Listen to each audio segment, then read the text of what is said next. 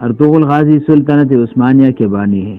آپ کی پیدائش 1191 عیسوی میں ہوئی اور وفات 1280 عیسوی میں۔ کچھ کتابیں 1281 بھی بتاتے ہیں۔ آپ ہی کے 3 بیٹے تھے، گندوز، ساوچی اور عثمان، اور آپ کے تیسرے بیٹے عثمان نے 1291 یعنی اپنے والد ارطغرل کی وفات کے 10 سال بعد خلافت بنائی، اور ارطغرل کے اس بیٹے عثمان کے نام سے ہی خلافت کے نام خلافت عثمانیہ رکھا گیا۔ لیکن سلطنت کی بنیاد ارطغرل غازی رحمۃ اللہ علیہ رکھ کر گئے تھے۔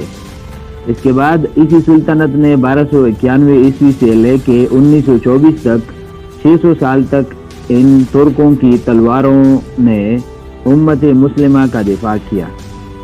اس کے ساتھ مسجد نبوی، گنبد خضرا اور مسجد حرام کے جدید تعمیر، سیدنا امیر حمزہ کا مزار، مکہ مکرمہ تک ایک عظیم الشان نہر، عقائد و جہان صلی اللہ علیہ وسلم کے مزار پر انوار کے گرد سیسہ پلائی دیوار، مکہ مکرمہ تک ٹرین منصوبہ جیسے عظیم کارنامے سر انجام دیے۔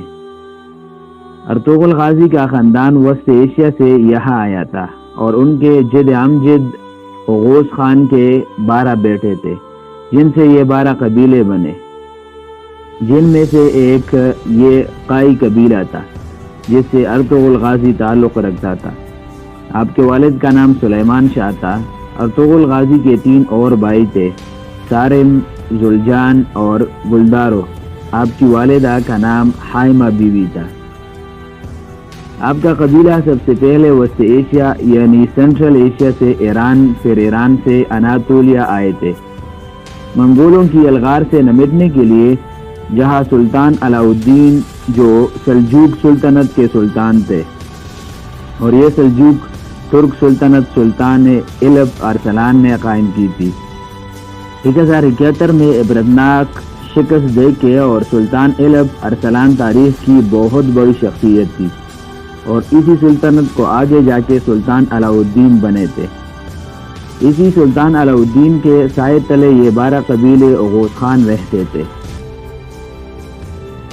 اور اس قائی قبیلے کے چیف ارطغرل بنے۔ اپنے والد سلیمان شاہ کی وفات کے بعد سب سے پہلے اہلت آئے تھے، پھر اہلت سے حلب گئے تھے 1232، جہاں سلطان صلاح الدین ایوبی کے پوتے العزیز کی حکومت تھی۔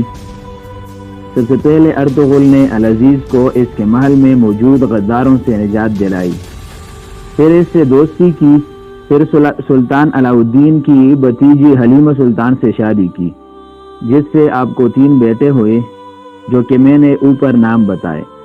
ایوبیوں اور سلجوقیوں کی دوستی کروائی، صلیبیوں کی ایک مضبوط قلعے کو فتح کیا جو حلب کے قریب تھا۔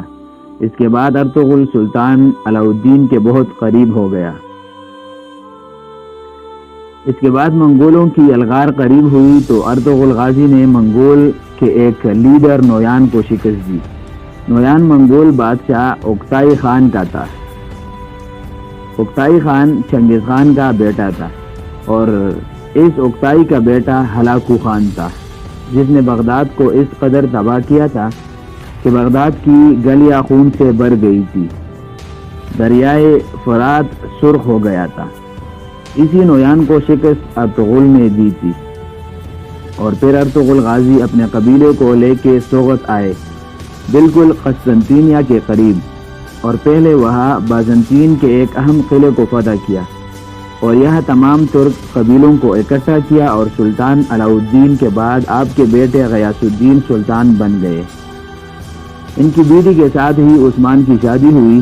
ایک جنگ میں سلطان غیاث الدین شہید ہو گئے تو عثمان غازی سلطان بن گئے، اور ان کی نسل سے جا کے سلطان محمد فاتح رحمۃ اللہ علیہ تھے، جس نے 1453 میں جا کے قسطنطینیہ فتح کیا تھا، اور اسی پہ حضور صلی اللہ علیہ وسلم کی غیبی خبر پوری ہوئی۔ تاریخ میں ارطغرل غازی جیسے جنگجو بہت کم ملتے ہیں، لیکن ہماری نسل ان کو جانتی نہیں۔ آپ بہت بہادر جنگجو تھے۔ ہرواریر جنگجو اسلام میں گزرا اس پہ جس نے کچھ نہ کچھ اسلام کے لیے کیا۔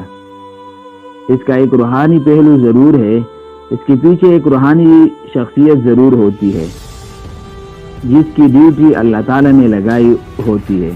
تاریخ اٹھا لے، بھلے اسلام کے آغاز سے لے کے اب تک آج بھی اگر کوئی اسلام کے لیے، امت مسلمان کے لیے کوئی ڈیوٹی کر رہا ہے تو اس کا روحانی پہلو بھی ضرور ہوگا۔ اس جنگجو ارطغرل غازی کے پیچھے اللہ پاک نے ڈیوٹی لگائی تھی، وہ شیخ محی الدین ابن العربی رحمۃ اللہ علیہ تھے۔ آپ درجنوں کتب کے مصنف ہیں، اس کے ساتھ آپ نے قرآن پاک کی مایہ ناز تفسیر بھی لکھی۔ علم کی دنیا کے بادشاہ جانے جاتے تھے اور تصوف میں بھی اپنا ثانی نہیں رکھتے تھے، جو اندلس سے ارطغرل غازی کی روحانی مدد کو پہنچتے تھے۔ امام ابن العربی نے ارطغرل غازی کو 2 مرتبہ موت کی منہ سے نکالا اور ہر وقت ارطغرل غازی کی روحانی مدد کرتے رہتے تھے۔ اللہ پاک ارطغرل غازی کا رتبہ بلند فرمائے اور ہزاروں رحمتیں ہوں ان پر، آمین۔